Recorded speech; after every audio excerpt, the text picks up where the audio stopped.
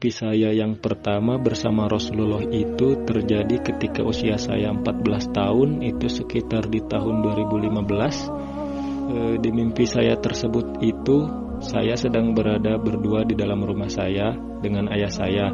Ketika berada berdua dengan ayah saya, tiba-tiba ada orang yang mengetuk dan mengucapkan salam dari luar. Lalu saya bukakan pintu, ternyata orang tersebut adalah Rasul bersama 3 orang lainnya. Jadi mereka itu datang 4 orang ke rumah saya itu. Yang 3 orang lainnya itu saya nggak tahu siapa. Cuma yang Rasul itu saya nggak ngerti juga. Tiba-tiba saya itu di mimpi tersebut tahu kalau itu Rasul. Walaupun saya di dunia nyatanya nggak tahu Rasul kayak gimana, belum pernah lihat. Tapi di mimpi tersebut saya tiba-tiba tahu aja kalau itu Rasulullah gitu Kang. Dipersilahkan masuk oleh saya sama ayah saya itu. Mereka pun masuk. Lalu Rasul itu duduk bersama ayah saya di atas kursi, sedangkan saya itu bersama yang 3 orang lainnya itu duduk di karpet di bawah, jaraknya beberapa meter dari kursi dari Rasul sama ayah saya itu. Kita duduk berempat dan Rasul sama ayah saya berdua di kursi. Mereka ngobrol, Rasul sama ayah saya itu. Saya gak tahu mereka ngobrolin apa. Saya juga gak bisa dengar mereka sedang berbincang apa. Mimpi pun beres hanya sampai situ. Jadi mimpi singkat. Selanjutnya mimpi kedua saya bersama Rasul itu terjadi ketika usia saya 17 tahun. Itu kurang lebih di tahun 2018. Di mimpi saya tersebut Rasulullah mengomandokan perang umat muslim melawan orang-orang kafir. Dan saya pun ikut terjun ke dalam peperangan tersebut.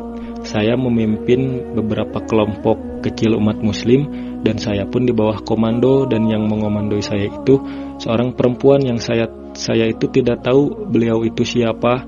Hanya saja di dalam perang tersebut beliau itu bertugas untuk mengobarkan semangat pasukan-pasukan muslim, mengobarkan semangat juang pasukan muslim dalam melawan orang-orang kafir. Itu tugas perempuan tersebut yang saya itu tidak tahu beliau siapa. Ketika berperang itu umat muslim itu sangat terdesak, bahkan hampir kalah. Kita sangat terdesak, bahkan saya merasa hampir putus asa gitu. Cuma ketika rasa hampir putus asa tersebut datang, tiba-tiba entah kekuatan dari mana, entah pertolongan dari mana, kita tiba-tiba dapat membalikan keadaan. Sambil bertakbir, sambil teriak-teriak takbir, kita membalikan keadaan peperangan tersebut. Dan orang-orang kafir itu Malik terdesak Kang. Kita serang, akhirnya kita jadi menang yang tadinya terdesak hampir kalah. Lalu setelah perang itu selesai, kita umat muslim itu kembali dengan rasa riang gembira. Dan saya menyadari ternyata di dalam peperangan tersebut itu ada orang muslim yang melarikan diri dari perang tersebut. Tapi ketika muslim berhasil menang, sedang euforia, tiba-tiba dia kembali seakan-akan dia ikut berperang dalam perang tersebut, seakan-akan dia itu ikut perang, ikut hebat.